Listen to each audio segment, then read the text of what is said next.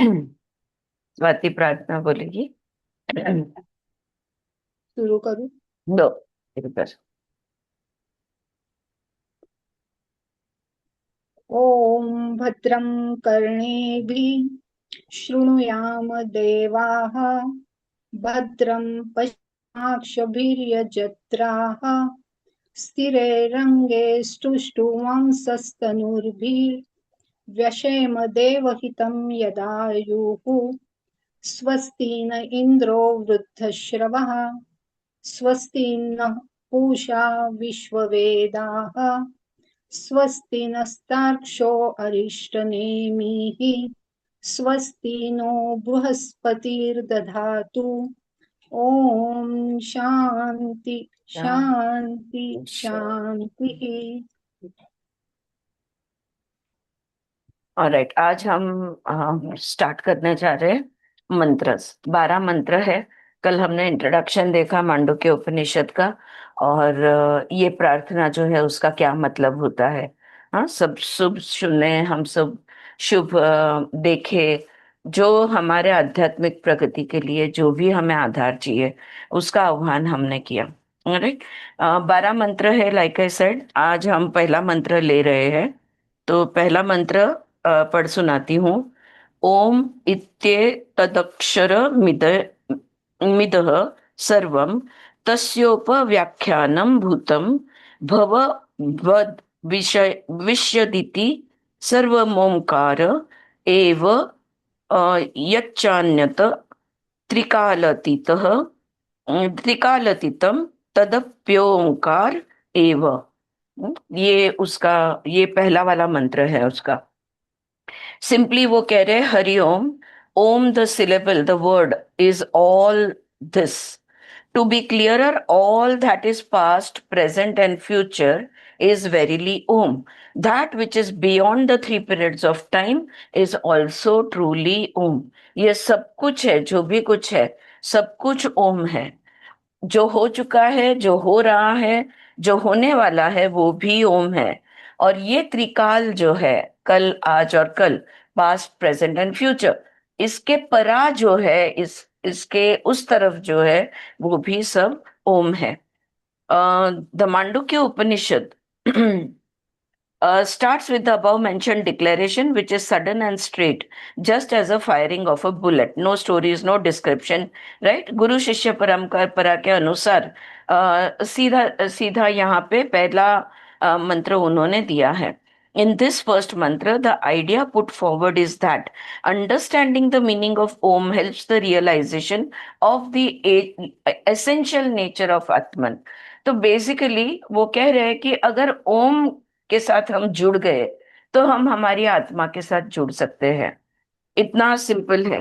This is because all the shrutis say so and hence it is final dictum. तो सारे श्रुति यही कहते हैं। श्रुति यानी वेद है, बाकी के जो उपनिषद है, इनको श्रुति कहा गया है। तो श्रुति का स्मृति नहीं, smriti is which comes from memory. श्रुति यानी जैसे अंदर से प्रेरणा होती है, और ज्ञान जो है ये अंदर से आता है, तो उसको श्रुति कहते हैं। इट्स लाइक आकाशवाणी, जैसे कि पता नहीं कोई बोला और फिर हम, तो जो भी श्रुतियां हैं उनको हम प्रमाण में अगर देखें तो शब्द प्रमाण कहते हैं। The word, like we say ना, the word of god, so it is beyond question. So we take that as a pramana, as a proof. प्रमाण का मतलब है प्रूफ। तो ये प्रमाण मानकर हम चलते हैं। श्रुति में भी यही कहा गया है कि ओमकार ही आत्मा है। तो ये बात यहाँ बोल रहे। Om can be looked at from 3 angles. अगर ओमकार को हमने देखना है तो ओमकार, आप सब जानते हो राइट, अक्षर को। तो 3 पहलू उसके बनते हैं। एक है साउंड, साउंड यानी आवाज या ध्वनि जिसको हम बोलेंगे। तो ओमकार का साउंड या ध्वनि। दूसरा है सिंबल, चिन्ह। तो उसका जो हम जैसे वो लिखते हैं वो, सो दैट इज द चिन्ह। और तीसरा है शब्द, यानी द वर्ड ओमकार। हाँ, एक अक्षर शब्द है वो। a word or a syllable, हाँ अक्षर कहेंगे. For the present the teacher says the word or the name om is all this, meaning thereby that all the plurality and the pairs of opposite recognized by us in the outer world is the word om, which is a divine factor, an overriding principle and a spiritual common denominator. तीन चीजें यहाँ पे दी है. पहली बात, ये जो अनेकता है, प्लुरलिटी यानी अनेकता, ये जो विविधता है, कोई पक्षी है, कोई प्राणी है, कोई मनुष्य है, तो ये जो भी अनेकता है, और हमारी दुनिया में सब कुछ, हर एक चीज का विरुद्ध अस्तित्व में है. सो दो चीजें जो विरुद्ध है, हम इसको क्या कहते हैं? द्वैत. जैसे दिन और रात, राइट, ऊपर और नीचे, सब कुछ, स्त्री और पुरुष, नर और मादी, राइट. तो ये बन जाता है what he is saying over here, pairs of opposite.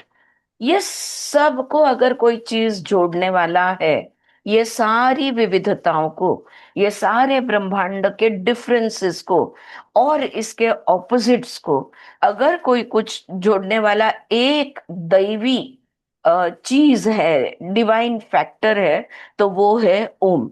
सिर्फ वो एक डिवाइन फैक्टर नहीं है, मतलब वो एक कॉमन डिनोमिनेटर है या कॉमन फैक्टर है, उतना ही नहीं, वो एक तत्व भी है.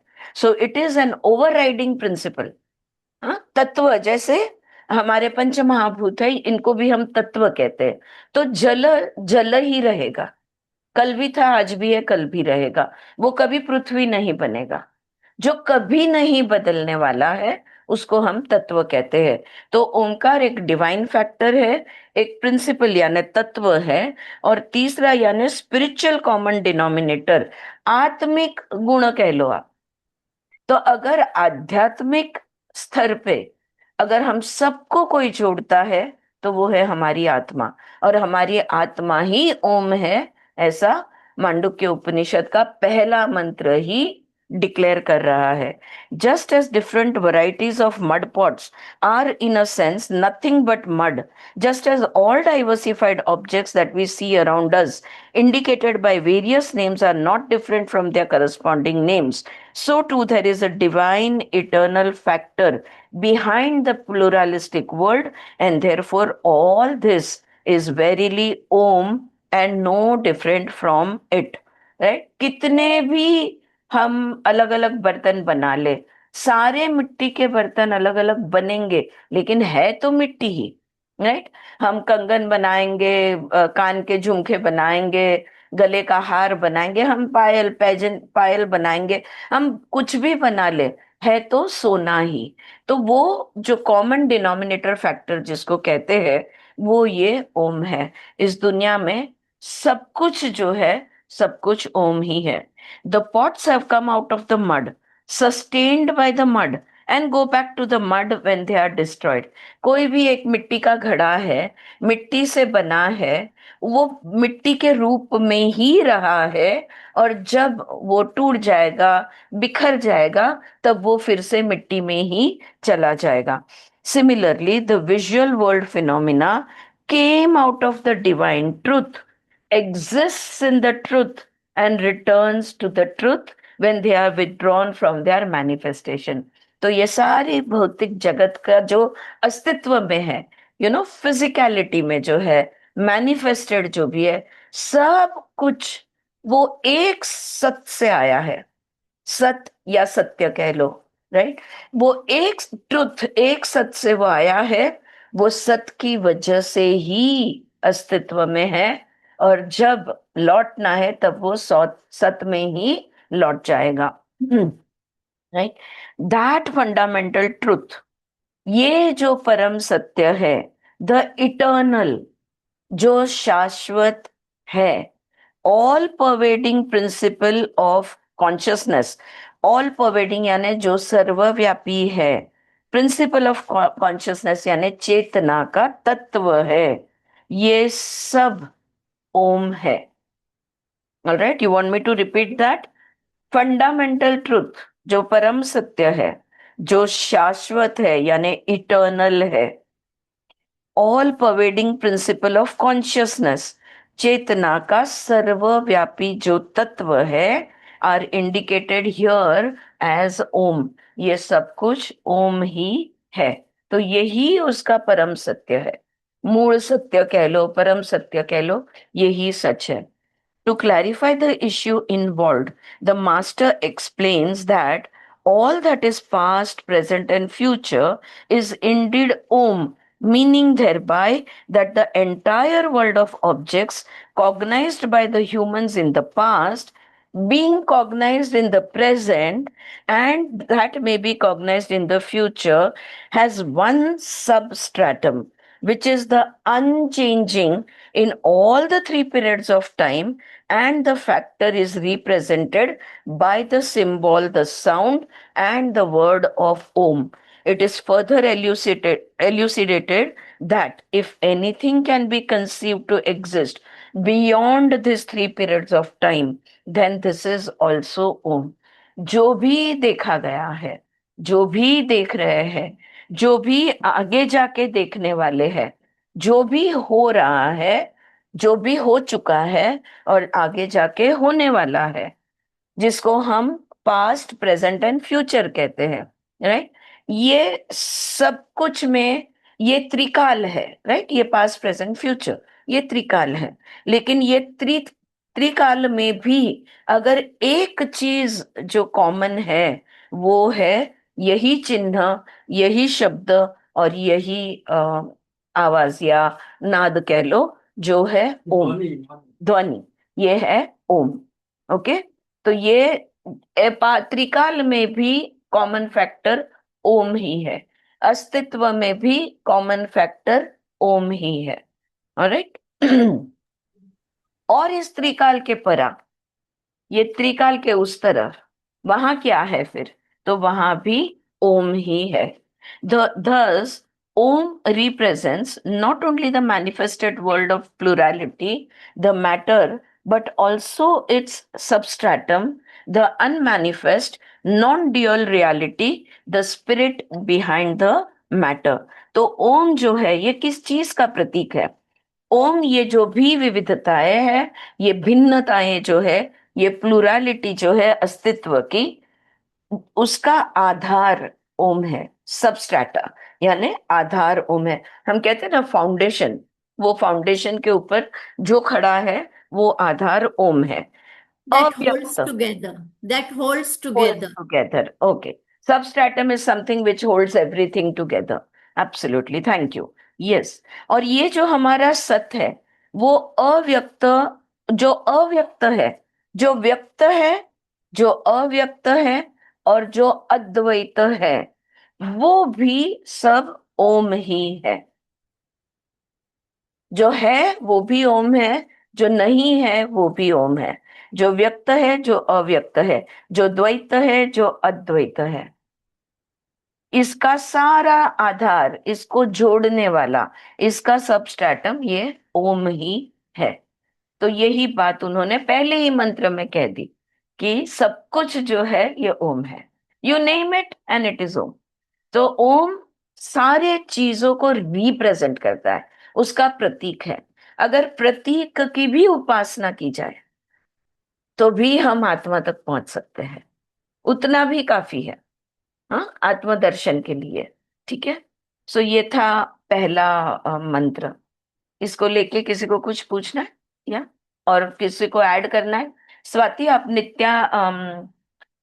नाही, कोणाचं पुस्तक तू फॉलो करते हैं? विद्यानंद स्वामी। विद्यानंद, हाँ, विद्यानंद का स्वामी रेफर कर रही है। जानवी, आप कुछ और किताब रेफर कर रहे हो? अगर इसमें आपको कुछ ऐड करना है तो अभी कीजिए।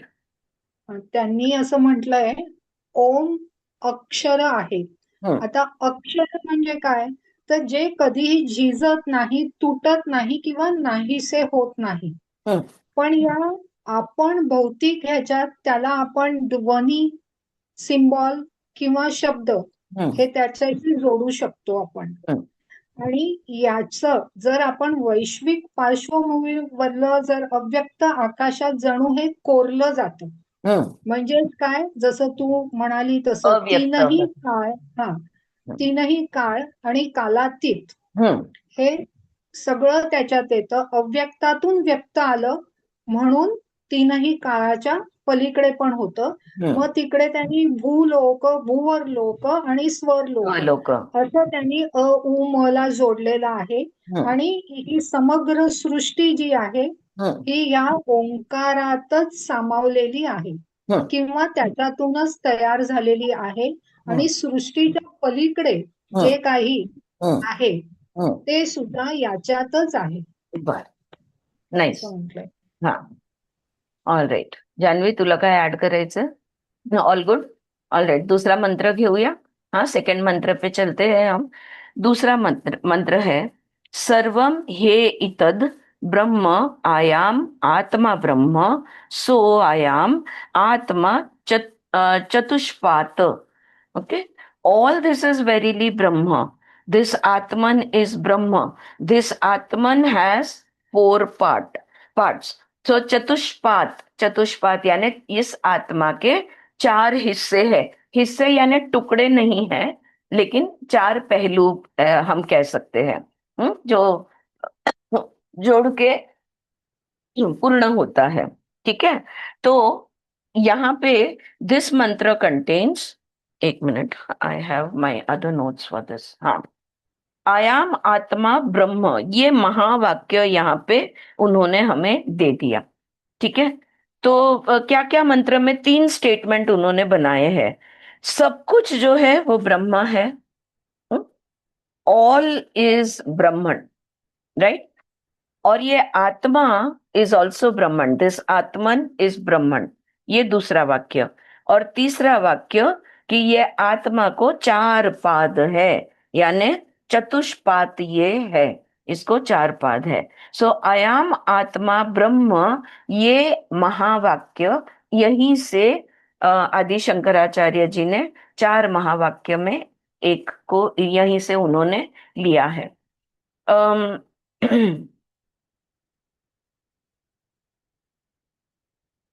ऑलराइट, तो अलोंग विद द शब्द प्रमाण, नहीं, हाँ, one second, just give me an idea, वे मेरा रेफरेंस देख लूं मैं. The idea of Atman and Brahman can be illustrated of limb. हाँ, एक ये जो आत्मन ही ब्रह्मन है, इस चीज को थोड़ा सा समझ लेते हैं हम. ब्रह्मन या ब्रह्मो किसको कहते हैं हम? जो पूरा ब्रह्मांड है, राइट. ये पूरा ब्रह्म है. सो ब्रह्म इज द कॉस्मोस और the cosmic consciousness, you can say. And आत्मन किसको कहते हैं? हमारे इंडिविजुअल कॉन्शियसनेस को हम आत्मा कहते हैं. So there is this cosmic consciousness, there is the individual consciousness, but the individual consciousness is a part of the cosmic consciousness. कैसे? तो आत्मन जो है ये ब्रह्मांड का ही हिस्सा है. तो कैसे? जैसे आकाश तत्व आप ले लो, स्पेस आप ले लो. ये दीवारें खड़ी कर दी मैंने रूम की, और मैंने कहा कि ये रूम के अंदर की जगह मेरी है. लेकिन ये दीवार मैंने कहाँ खड़ी की? इस आकाश तत्व में ही खड़ी की. अगर सारी दीवारों को, सारे स्ट्रक्चर्स को हटा दिया जाए तो क्या बचता है? पूरा का पूरा खुला आसमान या खुली जगह. So it is this space और ether, it is we who have restricted it, but otherwise it is just one thing, space. तो ये रूम इस बड़े स्पेस का हिस्सा है. तो रूम के अंदर का स्पेस बाहर के स्पेस का हिस्सा है. तो जैसे ये उसमें समाया हुआ है, वैसे ही आत्मन जो है ये ब्रह्म में समाया हुआ है. That is what he is saying over here. तो शब्द प्रमाण के साथ यहाँ पे अनुमान प्रमाण भी दिया गया है लॉजिकल एनालिसिस के लिए. बुद्धि से हमारे दिमाग को कोई भी बात जो है ना, लॉजिकली पटनी चाहिए. तो लॉजिकली अगर कुछ समझना कोशिश करते हैं, अगर लॉजिकली एनालिसिस करना चाहते हैं, तो शब्द प्रमाण तो उन्होंने दे दिया, बिकॉज श्रुतियों में कहा गया है इसलिए. लेकिन दूसरी बात क्या होती है यहाँ पे? अनुमान. अनुमान भी एक प्रकार का प्रमाण है. So Indian philosophies have given 6 kinds of proofs, या 6 प्रकार के प्रमाण इंडियन फिलोसॉफी में बताए गए हैं. तो यहाँ पे जो प्रमाण है ये दूसरा प्रमाण जो एक प्रत्यक्ष है, शब्द एक है, और एक है अनुमान। जहां पे धुआं है वहां पे अग्नि, आग लगी होगी, ये हम अनुमान लगाते हैं, राइट। तो ये अगर स्पेस है तो इसके बाहर भी स्पेस है, तो इस दुनिया के बाहर भी स्पेस है, तो इस सूर्यमाला के बाहर भी स्पेस है, उसके ये ब्रह्मांड के बाहर भी स्पेस है, अंदर भी स्पेस है। तो सब कुछ ब्रह्म है, तो सब कुछ आत्मन भी है। आत्मन ये ब्रह्म का ही हिस्सा है। ओके। और एक बात वो यहाँ पे समझाते हैं कि similarly, the all pervading reality, Brahman, in its identification with the body, mind, and intellect, feels for itself a separate personality in its own delusion और माया। फिर क्यों हमें वो महसूस नहीं होता? हमें आत्मन महसूस क्यों नहीं होता? हमें बाहर का ब्रह्मन भी महसूस नहीं होता। ये क्यों नहीं होता? क्यों? क्योंकि हम खुद को अपने शरीर से, अपने मन से, हमारी पहचान हमारा शरीर, हमारी पहचान हमारा मन, इस भ्रम में हम है, इस डेल्यूजन में हम है। उसी भ्रम को, उसी डेल्यूजन को माया कहा गया है। तो अगर ये माया का जो पर्दा है ये हट जाए तो हमको ज्ञान हो जाएगा, पता चल जाएगा हम कौन है, और हमें सत्य का ज्ञान हो जाएगा। Once this delusion takes place, it acquires the ideas of its own morality, egoism, vanity, and the consequent tribulations. जब अपने मैं कौन हूं, तो मैं कहती हूँ मैं ये शरीर हूं, मैं ये मन हूं, इस भ्रम में जब मैं होती हूँ, तब मेरी नैतिकता जो है या मेरा अहंकार जो है, सो मोरालिटी, इगोइज्म, और तीसरी बात इन्होंने कही है वैनिटी या घमंड जो है, और उसको लगकर आने वाले सुख दुख जो है, यही मेरे जीवन का हिस्सा बन जाते हैं। तो भ्रम ही है, सत्य को नहीं जानना, सत्य न पता चलना, मैं चेतना हूं ये मुझे पता नहीं है। I am consciousness awareness, I am not aware of it, because of which I have this नैतिक अनैतिक अहंकार, घमंड, ये सारी चीजें मुझे है, और जिसके वजह से इस सुख दुख का जीवन में जी रही हूँ। हाँ, तो ये सारा उस सत्य को न जानने की वजह से। सत्य क्यों नहीं जान पा रही हूं? क्योंकि बीच में माया का पर्दा गिरा हुआ है। आत्मन is that reality which though undivided and indivisible, eternal, has come to manifest itself within the locus of the body. तो आत्मा वो अभेद्य, वो अविभाज्य जो है, ये जो आत्मा है सर्वव्यापी जो है, लेकिन उसने अपना इस शरीर को अपना घर बनाया हुआ है। तो आत्मन इस शरीर के अंदर बसा हुआ है। दैट अनडिवाइडेड रियलिटी इज ब्रह्मन। तो ये जो अभेद है, अविभाज्य है, ये ही ब्रह्मन है, ये ही सर्वव्यापी है, ये ही एब्सोल्यूट है।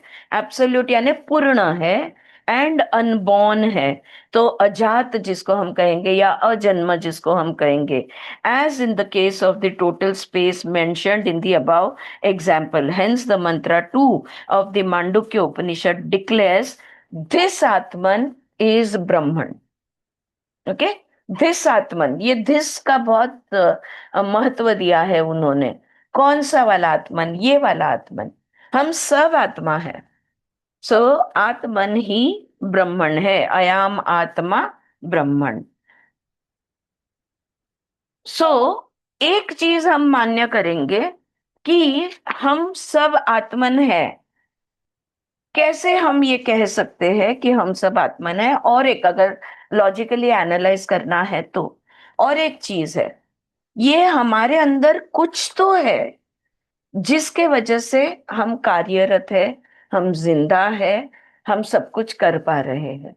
कुछ तो एक फैक्टर है जो हम सबके अंदर है, जिसके वजह से हमारा अस्तित्व है। और जब ये फैक्टर निकल जाता है जैसे कि कॉमा में हो कोई इंसान, या तो फिर मृत्यु हो गया हो। तो शरीर से जब ये फैक्टर निकल जाता है, तब हम सब खत्म हो जाते हैं। मेरे लिए अलग, आपके लिए अलग, इसके लिए अलग, उसके लिए अलग नहीं, सबके लिए वो एक कॉमन चीज है। हम सबके अंदर, जिसके ना होने से हम नहीं रहेंगे। ऑलराइट, हमारा शरीर, हमारा मन, कुछ भी, हमारे कर्म, कुछ भी नहीं होने वाला है। ये चांद तारे दुनिया दोस्त सब सब खत्म है।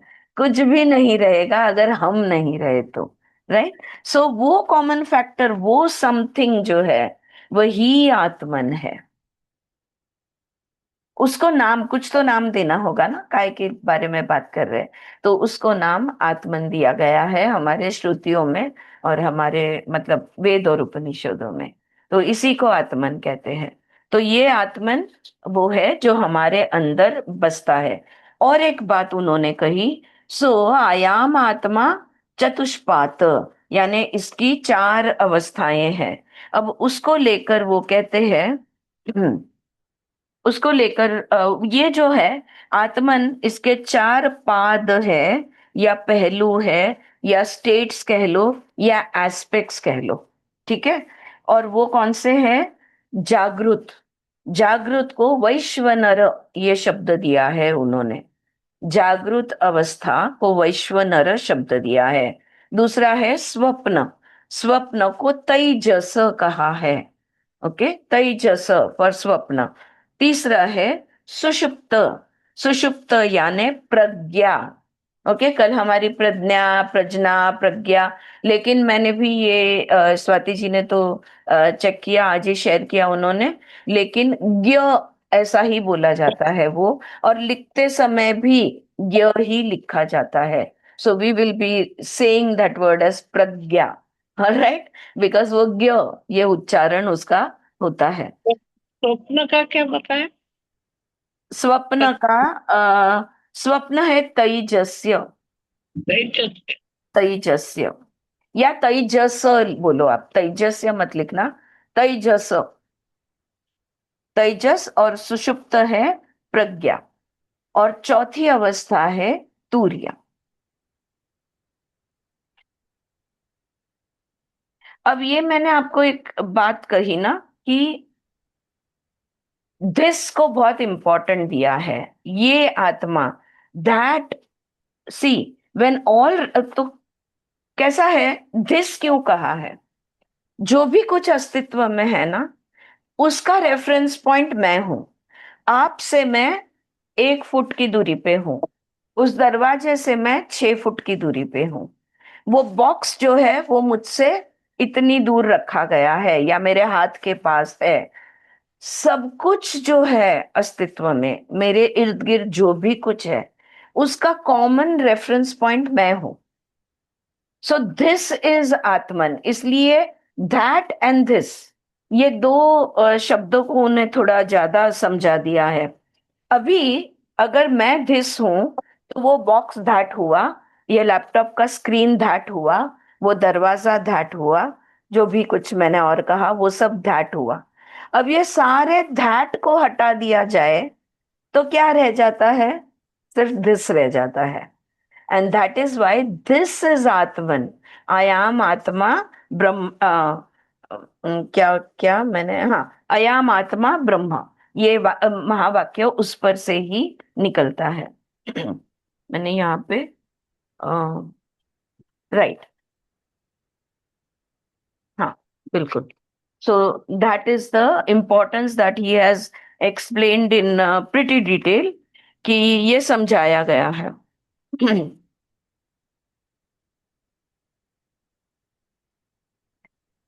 और एक, ये 3 अवस्थाएं जो है, आगे के मंत्र जो है, ये 3 अवस्था को एक्सप्लेन करने के लिए आगे वो दिया जाएगा, इसलिए मैं उसके डिटेल में नहीं जा रही हूँ। अब एक एक मंत्र एक एक अवस्था के लिए लिखे गए, तब हम उसको समझते हैं। ठीक है। और इसमें मैंने कहा जागृत, स्वप्न, सुषुप्ति, ये जो है वैश्वनर, तेजस्य, और तेजस और प्रज्ञा, और चौथा जो है तूर्या। तूर्या एक्चुअलिटी है। ऑलराइट, जागृत जो है ये अवेकंड या अवेक जिसको हम जागृत कहते हैं, हम अभी सब जानते हैं, ये जागृत है। स्वप्न है जब हम स्वप्न देखते हैं, और सुषुप्त है डीप स्लीप, यानी गहरी नींद में। हाँ? तो ये गहरी नींद की अवस्था है, उनको उन्होंने प्रज्ञा कहा है। अब उन्होंने उसको प्रज्ञा क्यों कहा है ये हम आगे जाके देखेंगे। और चौथा तुरिया, वो जो सच है, जो सत्य है, जो एक्चुअलिटी है, that is the fourth state which they have given. So this is the second मंत्र। ऑल राइट, बोलो ऐड क्या करना है आपको।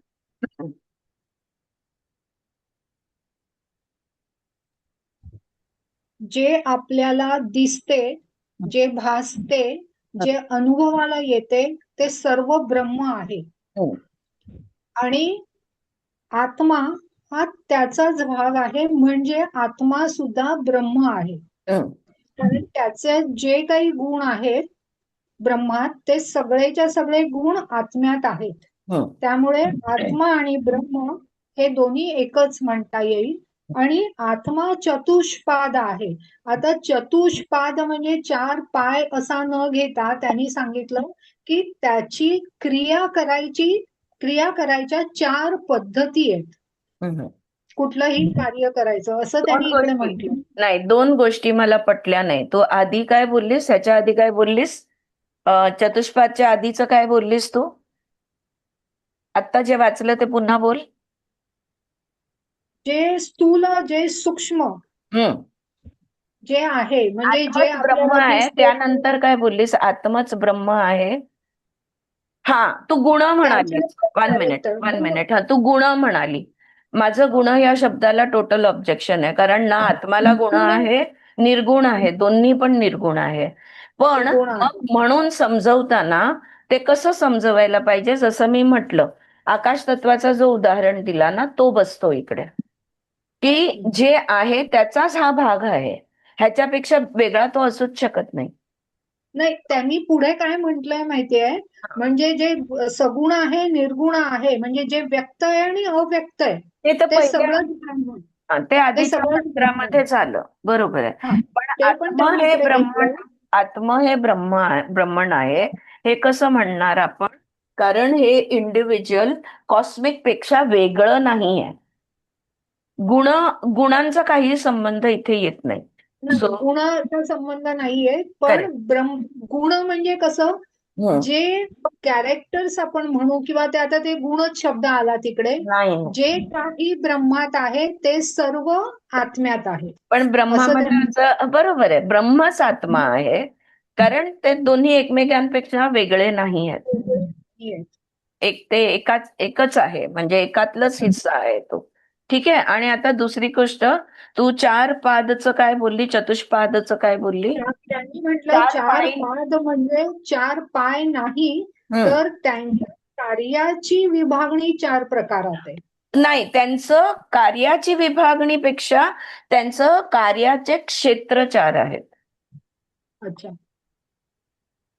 ओके. म्हणजे कार्याची विभागणी जे आहे ते field of operation, the field of action is different. So जागृत मध्ये कॉन्शियसनेस, मग स्वप्नामध्ये सो स्वप्नाचा क्षेत्र हा जागृतच्या क्षेत्रापेक्षा वेगळं आहे, आणि सुषुप्तीचं क्षेत्र हे ह्या दोन्हीपेक्षा अजून वेगळं आहे. पण इकडे असं म्हणू शकतो का की जागृत, स्वप्न आणि सुषुप्ती हे आपल्या दृश्य याच्यात येतं आणि अदृश्य याच्यात तुरिया येतं, ते म्हणता येईल. पण हे 3 क्षेत्र आहे जिथे हे आत्मा कार्यरत असतो.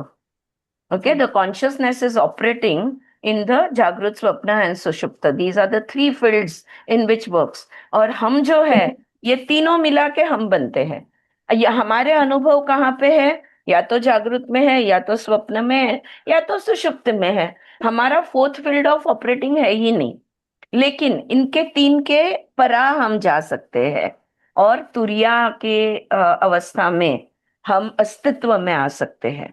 सो तुरिया generally is the result of some spiritual enlightenment or spiritual practices. It is the result, यानी परिणाम कह लो कि परिणाम उसका तुरिया अवस्था बन जाती है. जब ये तीनों को पार कर जाते हैं तब हम तुरिया में पहुंच जाते हैं. In that sense we are not operative in turiya, क्योंकि तुरिया में कुछ कर नहीं रहे हैं, कुछ हो नहीं रहा. स्वप्न में हाँ कुछ हो रहा है, सुषुप्त में हाँ कुछ हो रहा है, जागृत में तो ऑफकोर्स हो ही रहा है, लेकिन तुरिया में कुछ नहीं हो रहा है. सो व्हेन ये तीनों के पार चले जाएंगे, जैसे त्रिकाल के परा होता है, वैसे ये तीन क्षेत्र के परा कह लो, या three fields of consciousness, operating field of consciousness कह लो, तो उस पार जो है वो तुरिया है.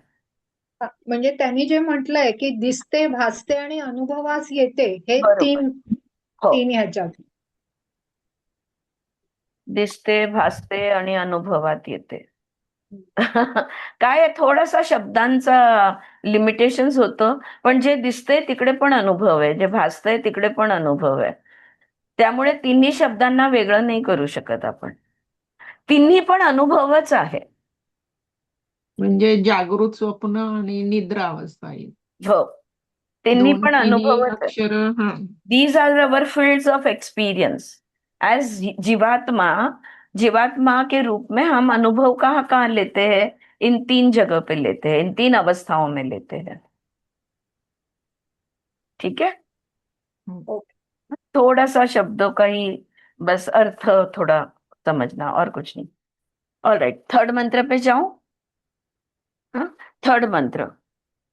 जागरिता स्थानो बहिष्प्रज्ञः सप्तांग एकोनाविशति मुखः स्थूल भुग वैश्वनरः प्रथमः पादः. Now they are saying the first pada is Vaishvanara, whose sphere of activity is the waking state, who is conscious of the external world of objects, who has 7 limbs and 19 mouths, and whose experience consists of gross material objects of the world. बहुत ही complete ऐसा ये मंत्र है कि जागृत अवस्था को वैश्वानर आहे. वैश्वानर. हा, मी काय बोलले, विश्व बोलले नाही, वैश्वानर म्हणताय तुम्ही, म्हणून वैश्वानर. ठीक है, ऑलराइट, वैश्वानर. सो ये जो वैश्वानर है पहला पाद बनता है, तो फर्स्ट क्वार्टर उसका जो भी कार्य है, ये कार्य जागृत अवस्था में है. ये बाहर की दुनिया जो है, इस दुनिया स्थूल जगत का अनुभव लेना, ये अनुभव लेने का ये क्षेत्र है. ठीक है. और इसके 7 लिम्स यानी 7 अंग है. तो आई थिंक सप्तांग दिया होगा उधर. ये सप्तांग, इसके 7 अंग है और इसके 19 मुख है. क्यों चाहिए मुख? मुख क्या करता है? 19 मुख अभी देखेंगे कौन से है, लेकिन मुख करता क्या है? ग्रहण करता है. राइट. सो सारे के सारे मुख है, इससे हम क्या करते हैं? ग्रास्पिंग और ग्रहण करने का काम करते हैं. तो ये पहला पाद जो है वैश्वानर का, उसमें वो कह रहे, या जागृत अवस्था का, वो कह रहे हैं इसके 7 अंग है और इसके 19 मुख है. Human life is nothing but a series of experiences wherein 3 features, ये बात अभी आपको भी याद आ जाएगी, play a dynamic role. They are experiencer, the experienced, and the experiencing. That is the relationship between the experiencer and the experienced. When we juxtapose these experiences into our own inner being of consciousness, we find that there are 3 planes of consciousness or 3 facets of life in the forms of waker, dreamer, and deep sleeper in us. The experiences we undergo in these 3 states are entirely different from each other. The Mandukya Upanishad explains the exact location, identity, field of activity, and things enjoyed in these 3 states. Okay, and now it has take up the जागृत स्थान या वैश्वानर। तो basically तीन चीजें होती है हमारे साथ। अनुभव करने वाली मैं, जिसका अनुभव ले रही हूं वो, और जो अनुभव खुद हो रहा है, मतलब the experiencer, the experienced and the experience itself. कौन सा सूत्र याद आया पतंजलि योग सूत्र का? ग्रहण ग्रहितृ ग्राह्येषु। ग्रहितृ ग्रहण ग्राह्येषु, बिल्कुल।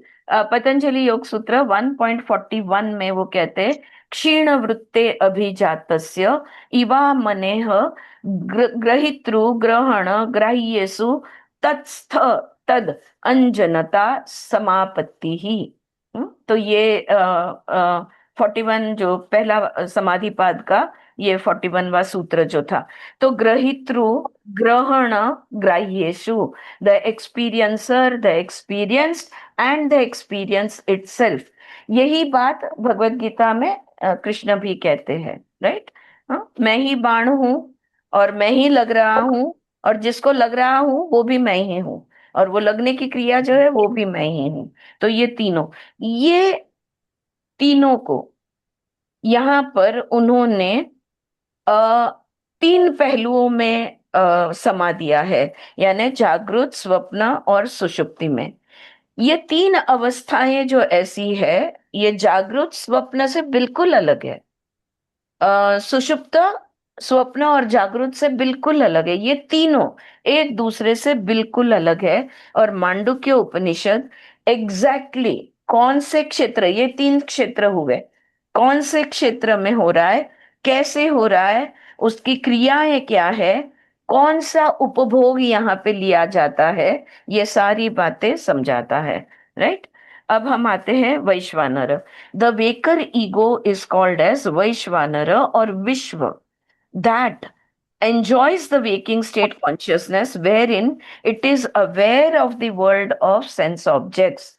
इंद्रियों से जो भी कुछ हम संवेदनाएं ले सकते हैं, all that we can feel with our sense organs, हमारे ज्ञान इंद्रियों से, आंखों से देखना, कानों से सुनना, नाक से सूंघना वगैरह वगैरह, तो ये ज्ञान इंद्रियों से जो भी बाहर की दुनिया के साथ हम जुड़ते हैं, इस अवस्था को जागृत अवस्था उन्होंने कहा है। The Upanishad puts the idea as waker egosphere of activity in the waking state who is conscious of the external world of objects। तो दो चीजें यहाँ पे उन्होंने बता दी। एक तो जागृत के कार्य करने का क्षेत्र कौन सा है, ये दुनिया है, बाहर की दुनिया जो है, जहां पे हम अनुभव लेते हैं, तो वो अनुभव लेने की जगह ये एक आ गई। और दूसरा, सजगता है हमको इस दुनिया का, इस बाहर की दुनिया को लेकर हम सजग है। We are aware of the external world. These are the two things. So the definition of Jagrut Avastha is given as that we are able to sense the outside world and we have the sense objects to sense that outside world, right? ये दो चीजें उन्होंने यहाँ पे दी है। तो क्षेत्र उन्होंने यहाँ पे बता दिया। The important word of the मंत्र हियर इज बहिष्प्रज्ञा। ये जो बहिष्प्रज्ञा है, being aware of objects other than one self, इसका मतलब ये होता है खुद को लेकर मैं सजग हूं। कैसे? मैं जानती हूं कि मैं हूं, लेकिन मैं ये भी जानती हूं कि आप भी हो।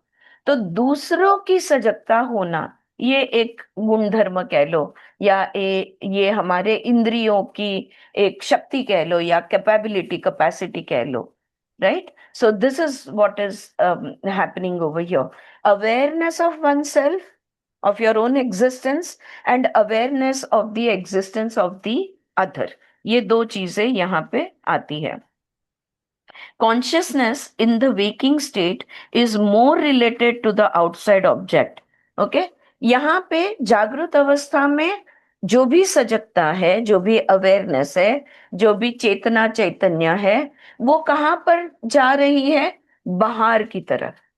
तो उसका कार्य कहाँ चल रहा है? बाहर की दुनिया में चल रहा है। यहाँ पे अंतर्मुख नहीं है, ये सब बहिर्मुख है, सब बाहर से हो रहा है। Alright, so this is one thing. हाँ, एक बात उन्होंने बहुत अच्छे से समझाई कि ये सब, ये जो ग्रहित्रु ग्रहण ग्राह्यसु, यानी जो एक्सपीरियंस ले रहा है, जिसका ले रहा है, और एक्सपीरियंस इटसेल्फ, ये कैसा है? वो कह रहे हैं जैसे 2.5 किलो, 500, आधा किलो, ये 1 किलो का ही हिस्सा है, समझे? तो इसलिए ये सब एक ही हिस्सा है। तो इसलिए कोई कोई हमारे शास्त्र या ग्रंथ है, वो ये समझाते हैं कि तुम भी मैं हूं, ऑलराइट, और तुम्हारे बीच में जो रिश्ता है वो भी मैं हूं, और मैं भी मैं हूं, right? Because 250 grams is a part of the 1 kg. 500 grams is also a part of the 1 kg. So they are all intermingled. They are all connected or mixed together. हाँ? नॉट, ये बाहर की दुनिया का हो गया, लेकिन जागृत स्वप्न सुषुप्त के भी यही है। जैसे हमने अभी लास्ट किताब जो पढ़ी, उसमें हम यही कह रहे थे कि it is the same consciousness which is operating in jagrat, it is the same consciousness which is operating in swapna, it is the same consciousness which is operating in sushupt, right? So it is all a part of one only. It's a one same consciousness, which is like maybe 50%, 2.5 kilo बाहर कार्यरत है, may be 200 ग्राम स्वप्न में बिताता है, बाकी का समय मे बी सुषुप्त में बिताता है होगा, राइट? तो इस तरह से अगर उसको समझे तो इजी है टू अंडरस्टैंड। अब आते हैं इस मंत्र के दूसरे इंपॉर्टेंट पॉइंट पे, और दूसरा पॉइंट ये है, द उपनिषद सेज दैट वैश्वानर has 7 limbs and 19 mouths. Although this description may look bizarre, the expression 7 limbs is based on Chandogya Upanishad में मैक्रोकॉज्म यानी विराट रूप जो है या विश्व जो है, इसका जो छांदोग्य उपनिषद में उन्होंने इसको जो समझाया है, उस पर आधारित ये 7 अंग बताए गए हैं। तो ये 7 अंग अगर आप लिखना चाहो तो लिख लो। ये 7 जागृत अवस्था के सप्तांग, ये उसका टाइटल होगा या साइड हेडिंग होगा। जागृत अवस्था के सप्तांग कौन से हैं?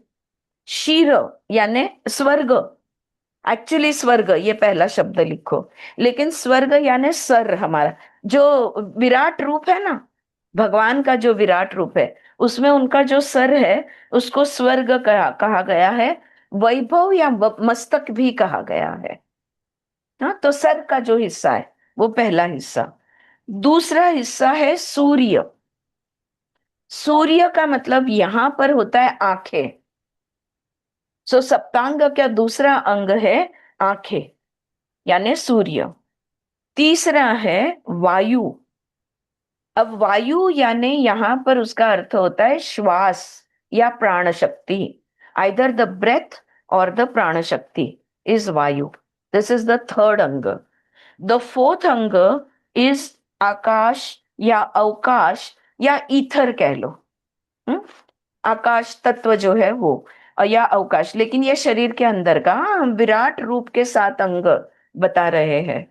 तो चौथा है, तो ये जो अवकाश है या ईथर है, ये middle portion of the body है, यानी हमारा धड़, middle portion of the body. This is the fourth अंग। फिफ्थ को उन्होंने पाणी कहा है, एक्चुअली पाणी कहा है। और समजाते समय मराठीत आपण पिशवी म्हणतो ना, हे त्यांनी दिलेलं आहे, तो मैं उसको समझ रही हूँ उदर यानी पेट के अंदर का हिस्सा। But if I am wrong please correct me. Alright, so पिशवी म्हटलंय, सो पाणी ये 5वां अंग बताया गया है। छठा है पृथ्वी, यानी पैर, 2 पैर हमारे, लेग्स, पाय ज्याला म्हणू, हे छठा अंग है। और 7वां अंग को आग कहा है।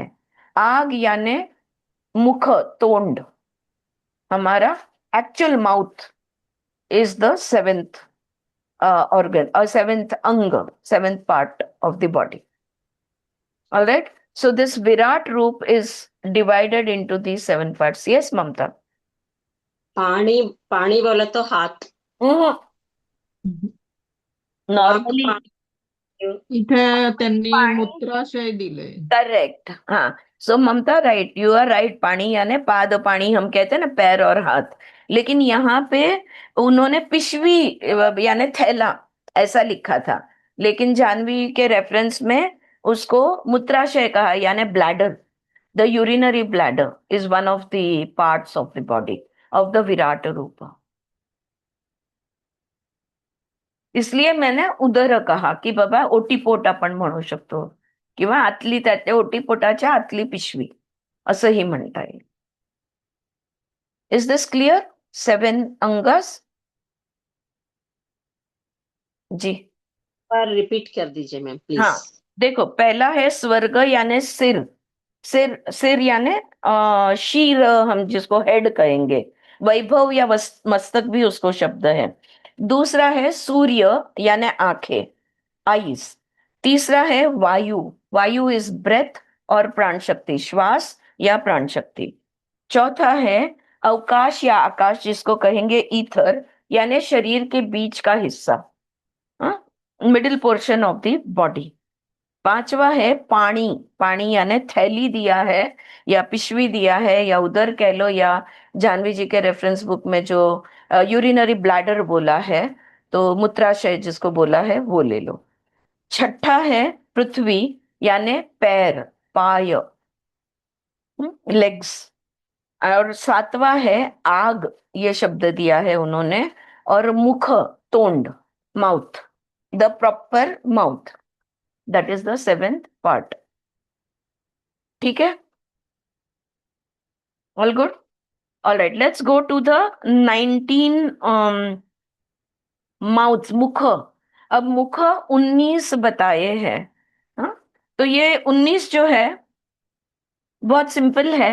5 ज्ञानेंद्रिय, 5 कर्मेंद्रिय, पंच प्राण, उदान समान, प्राण समान, व्यान, अपान.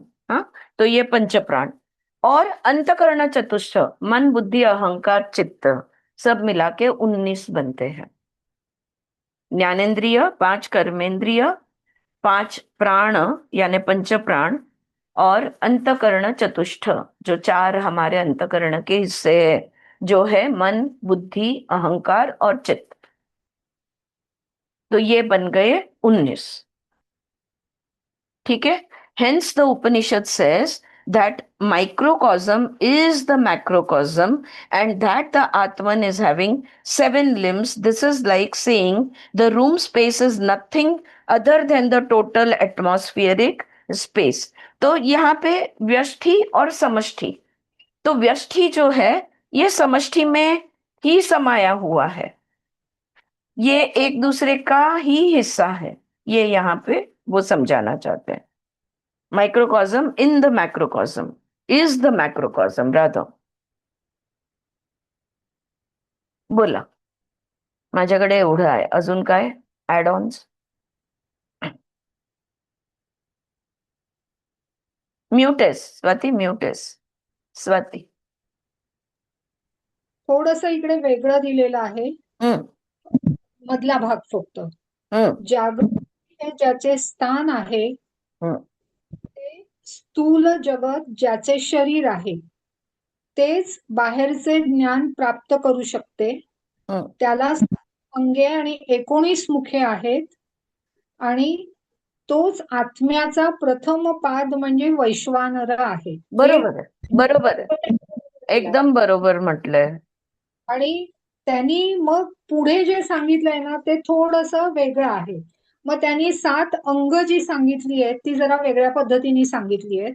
ते सांगताना काय म्हटलंय की जागृत, निद्रा आणि स्वप्न अवस्थेमध्ये आत्म्याचे कार्य चालू असते, पण त्याला ते कळत, म्हणजे जागृत अवस्थेत जेवढं त्याला कळत असतं तेवढा निद्रा आणि स्वप्न अवस्थेत त्याला कळत नसतं, पण कार्य चालू असतं. मग ती कार्य कुठल्या पद्धतीने चाललेली असतात. तर त्याच्यात त्यांनी पहिलं महत्वाचं अंग दिलंय शिर. पंच ज्ञानेंद्रियांची पाच प्रकारची सर्व कामे एका शिरातून प्रवाहित केली जातात. बरोबर आहे. त्याच्यानंतर त्यांनी दुसरं अंग दिलंय कंठ. कारण कंठ त्यांनी म्हटलंय की धड आणि मला वाटतं आपण मी जे काही 3 रेफरन्सेस घेतले ना त्या सगळ्यांमध्ये हेच डिस्क्रिप्शन दिलंय. शिर, सूर्य म्हणजे खरं म्हणजे स्वर्ग, सूर्य, वायू, आकाश, पाणी, पृथ्वी आणि आग हे शब्द त्यांनी व्यवस्थित दिलेले आहेत. आता या शब्दाचं इंटरप्रिटेशन प्रत्येक भाष्यकार वेगळा वेगळा करणार. रूप त्यांनी तिसऱ्या भागात दिलाय. हा फुफ्फुस आणि नाही पण आता आपण कन्फ्युजन नको करूया. आपण एकच म्हणून हे नको, हे 7 त्याचे द्यायला नको. पण बरोबर. पुढची 20 मुख तशीच आहे, बर सेम. ठीक आहे. वाह, ठीक है वेरी गुड, अच्छी बात है. All right Janvi, all good, all right. चला चौथा घेऊया. Shall we move on to the 4th mantra. चौथा मंत्र. आता अपन अभी हमने जागृत अवस्था देख लिया, अभी हम दूसरे मंत्र पे जाएंगे. जो चौथा मंत्र है ये स्वप्न अवस्था को लेके है. स्वप्नास्थानो अंतः प्रज्ञाः सप्तांग एकोनविंशति मुखः प्रविविक्त भुक्तोजसो द्वितीयः पादः. द सेकेंड क्वार्टर, द्वितीय पाद यानी दूसरा हिस्सा, दूसरा पाद is the Tejas, whose sphere of activity is the dream, who is conscious of internal objects. जागृत अवस्था में सारा कार्य बाहर चल रहा था. अब स्वप्न अवस्था में अंदर की जो चीजें है सारा ध्यान अंदर के ऑब्जेक्ट्स पे है, internal objects. who has 7 limbs and 19 mouths and who experiences the subtle objects. Okay तो जिसके सप्तांग जो बोला है वो 7 limbs है और नविंशति मुख यानी कि 19 mouths एंड सूक्ष्म अनुभव. तो बाहर का जो है वो स्थूल अनुभव जागृत अवस्था में. स्वप्न अवस्था में हम लेते हैं सूक्ष्म अनुभव. Waking consciousness is nothing but a state of mind when it is aware of the external objects through its various means, that is through the organs of perception, action and antakarana. This awareness leaves the mind in the mind impressions corresponding to the objects observed. In the dream state, the same mind possesses impressions left on it in the waking state without any of the external means, like a piece of canvas with a picture painted on it. Thus, the experience of the dream state is also like that of the waking state, which is due to the influence of ignorance, desire, and their action. अब देखो जो भी यहाँ पे वो क्या कह रहे हैं. यहाँ पे हमने अभी अभी शेक्सपियर पढ़ी है जहाँ पे हमने बहुत ही अलग नजरिया पढ़ा, सुना, समझा, राइट. लेकिन यहाँ हमारा जो शास्त्र है, इवन अगर आप अष्टावक्र गीता पढ़ लो, आप सांख्य तत्व ज्ञान पढ़ लो, वो उनका सबका कहना है कि जागृत और स्वप्न अवस्था में कोई फर्क नहीं है, दोनों सेम है. क्यों? क्योंकि उसमें पंच ज्ञानेंद्रिय, पंच कर्मेंद्रिय और मन यानी हमारे 11 ही इंद्रिय कार्यरत है, फंक्शनिंग है, एक्टिव है, और इसलिए ये दोनों अवस्था में ज्यादा फर्क नहीं है. यहाँ पे वो कह रहे हैं जागृत अवस्था में बाहर की चीजों को लेकर आप सजग हो और स्वप्न अवस्था में आप अंदर की चीजों को लेकर सजग हो. लेकिन ये अंदर की चीजें आई कहां से? तो जो भी बाहर अनुभव लिया था उसके ही संस्कार, उसके ही इंप्रेशंस जो हमारे माइंड पे पड़े, जो भी हमने बाहर अनुभव लिया था उसका जो भी इफेक्ट कह लो, या उसका जो भी हमारे उस अनुभव का जो भी जैसे कैनवस पे पेंटिंग होता है वैसे, तो वो जो इफेक्ट है वो अंदर से हम दोबारा अनुभव लेते हैं, है वही चीज. और इसलिए स्वप्न और जागृत में फर्क नहीं है. आलं का लक्षात? जान्हवी, हा मुद्दा थोडासा वेगळा प्रेझेंट केलाय त्यांनी. त्यांचं म्हणणं आहे की बाहेर जे काही अनुभव आपण घेतलेले आहेत तेच अनुभव आपल्या सुप्त मनावर त्याचे परिणाम किंवा त्याचे ठसे उमटले असतात, जे आपल्या स्वप्नामध्ये येतं. Right? To some extent we can also agree to it, because बाहेरून खूप चिंता असेल तर आपल्याला स्वप्नामध्ये पण वरून पडल्याचे वगैरे वगैरे सिम्बॉलॉजी, जसं शेत म्हणतात, बदलते. पण आपल्याला तेच सगळे त्याचंच रिप्रेझेंटेशन आपल्या स्वप्नामध्ये आपल्याला जाणवतं. सही बात है ना? तो ये एक चीज वो यहाँ पे बोल रहे हैं. और क्यों है ऐसा? तो कौन सी चीजें हैं? तो एक तो अविद्या, इग्नोरेंस यानी अविद्या. दूसरा है डिजायर्स, हमारी इच्छाएं बहुत होती है, इच्छाओं को कहते हैं वासना. ओके. और तीसरा है एक्शन यानी हमारे कर्म. तो अविद्या और वासनाओं के वजह से किए गए जो भी कर्म बाहर की दुनिया में जागृत अवस्था में किए हैं, इनके ही जो भावनाएं हैं या इनके ही हमारे मन पे जो इम्प्रेशंस हुए हैं, वो हमारे स्वप्न में हम अनुभव लेते हैं. तो ये जो अनुभव है बाहर से की दुनिया से जुड़ा हुआ है. They are not separate experiences. Alright? वैसे सेपरेट है, एक स्थूल है, एक सूक्ष्म है. The dreamer is called the swapnasthana because the dream state यानी तैजस is his sphere of activity. तैजस is called अंतप्रज्ञा or consciousness of the internal, because his consciousness in dream becomes aware of the mental states which are the impressions left by the earlier waking state. एक simple example दे देती हूँ. अगर बाहर किसी से मेरा झगड़ा हुआ है, ठीक है, तो मेरा जब जो मुझे स्वप्न आएगा वहां पे कुछ ना कुछ डरावना या कुछ ना कुछ क्लिष्ट, तकलीफ देने वाला, तो स्वप्न भी वैसा ही होगा. तो वो that is what they are saying over here, कि वो इम्प्रेशंस जो है, इसलिए उसको प्रज्ञा कहा है. See, our experiences and the imprints or impressions of those experiences. Simple, हमारी भाषा में बोल देते हो, कर्म और कर्म संस्कार.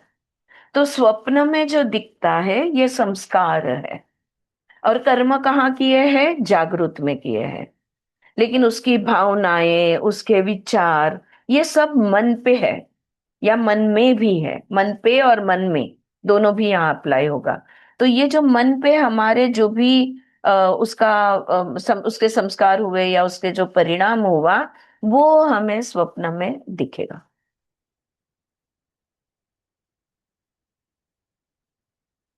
ऑलराइट? और इसलिए प्रज्ञा, ये अंत प्रज्ञा, यानी वहां पे हमको ज्ञान होता है. Actually again to refer to shet speaks, because we are able to understand the symbology what it is mean, वहां से हमें प्रज्ञा मिलती है कि हाँ ये मैंने गलत किया, या हाँ ये जो हो गया है उसका करेक्शन मैं इस तरह से कर सकती हूँ. इसलिए यहाँ पे अंत प्रज्ञा ये शब्द दिया हुआ है. और तेजस अवस्था बोला है स्वप्न अवस्था को, क्योंकि यहाँ पे एक प्रकार का ज्ञान है, एक प्रकार का इंसाइट है या रियलाइजेशन है, समझ है एक प्रकार की. और इसलिए तेजस्य और अंत प्रज्ञा, ये दो शब्द यहाँ पे उन्होंने लिए हैं. The subject of the waking state विश्व experiences consciousness associated with external objects, whereas in the dream state the object of experience is consciousness consisting of vasanas, the impressions of the past experience. आज दिन भर में जागृत में जो होना था हो गया, लेकिन उसके जो भी इम्प्रेशन्स बने हैं या उसके ठसे म्हणतो ना आपण, ते मनावर ठसे त्याचे उमटले आहेत, जे स्वप्नामध्ये आपण बघू. ठीक है? So the where was I? Yeah. Aware the experiences of waking and dream states of mind are similar in nature. नहीं, I missed out a line. हाँ. The subject of the Vishwa experiences consciousness associated with external objects, whereas in dream, the object of experience is consciousness consisting of vasanas, the impressions of the past experience. This dream state experience is thus called the experience of the subtle. कुछ नहीं, सूक्ष्म अनुभव कहते हैं इसको. The experiences of waking and dream states of mind are similar in nature. In both the state, the experiencer is aware only of his mental states, which are not related to any external objects, as they are not existent. Okay? अब again इस बात को थोड़ा सा समझने की कोशिश करो. बाहर की दुनिया में जो भी मेरे अनुभव होते हैं, कौन अनुभव कर रहा है? मैं कर रही हूं. तो उसका सुख दुख या जो भी मुझे वो अच्छा या बुरा लग रहा है, किसे लग रहा है? तो मुझे लग रहा है. सो अनुभव लेने वाली मैं ही हूं. तो स्वप्न देखने वाली भी मैं ही हूं. तो इसलिए ये दोनों अवस्था में मेरा अनुभव लेने वाली कौन हूं? मैं हूं. इसलिए ये दोनों अवस्था मेरे लिए अलग नहीं है, क्योंकि मेरे सारे इंद्रिय फंक्शनिंग है इन दोनों अवस्था में, कार्यरत है इन दोनों अवस्था में. From the standpoint of dream, dream objects are as gross and material as those experienced in the waking state. अगर आपने दिन में खाना खाया है, राइट, जागृत अवस्था में, और स्वप्न में आप अपने आप को खाते हुए देखते हो, क्या फर्क है दोनों में? कुछ भी तो नहीं. खाना भी है, आप खा भी रहे हो, उसका आनंद या उसका संतोष या उसका असंतोष जो भी है वो आप ही महसूस कर रहे हो. सो दोनों तरफ एक ही बात है. सो from the standpoint of dream objects are as gross and material as those experienced in the waking states. तो स्वप्न में देखी हुई चीजें जो है या दूसरे लोग हैं, वो उतने ही अस्तित्व में है जितना सामने आके जागृत में हमने उनको देखा था. तो ये दोनों में कोई फर्क नहीं है. From the viewpoint of waking state alone, one may infer that the dream objects are subtle. लेकिन हाँ, एक मैं बोल सकती हूँ, जागृत अवस्था में मैं स्थूल चीजों से जुड़ती हूँ और स्वप्न अवस्था में मैं सूक्ष्म चीजों से जुड़ती हूँ. है तो चीजें ही, एक स्थूल है, दूसरा सूक्ष्म है. One is gross, the other is subtle. That's the only difference. Composed of mere impressions of the waking state, in as much as in the dream state, no gross object exists at all. All right. The rest of the mantra is the same as the previous one, 7 limbs and 19 mouths. So this is the second part of the Atman.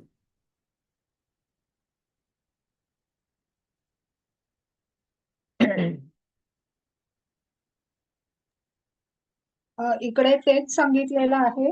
फक्त त्यांनी काय म्हटलेलं आहे की पहिल्या भागात म्हणजे वैश्वानरात आत्मा म्हणजे जागृत अवस्थेत काम करत असतो.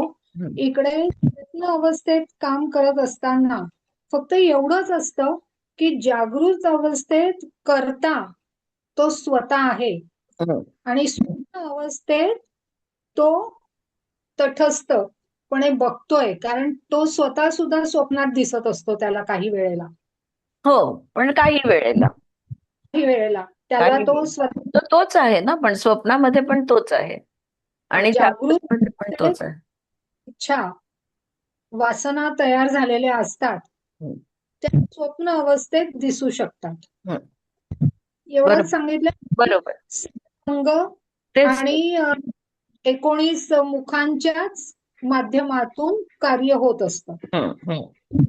हो, 7 अंग आणि 19 मुख दोन्ही. म्हणूनच तर जागृत आणि स्वप्न अवस्थेमध्ये काहीच फरक नाही. हे म्हणून त्यांनी वैश्वानर हा स्थूल गोष्टी उपभोगतो आणि तेजस हा सूक्ष्म गोष्टी. वैश्वानरला म्हणजे दुसऱ्या तिसऱ्या याला त्यांनी अ सांगितलंय आणि हा चौथा श्लोक आहे त्याला ऊची उपमा दिली. अच्छा, अ आणि ऊची उपमा दिली आहे. ते येईल अजून पुढे. हा, इथे ओम नाही आणलाय, पण आणतील. वैश्वानर प्रचंड पुरुष किंवा विराट पुरुष काढून ठेवलं. विराट पुरुष ते हो. आपण असते म्हणजे सिंगल आत्मा असं हे केलेलं आहे. बरोबर.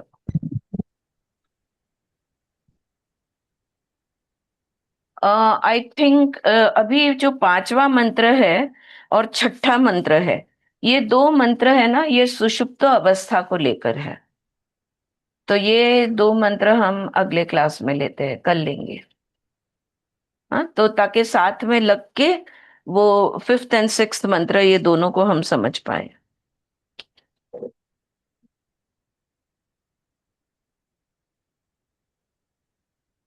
तूरिया 7वें मंत्र में आता है. हो हो. सो 5वां और 6ठा मंत्र हम एक साथ कर लेते हैं. अभी यहाँ पे रुकते हैं.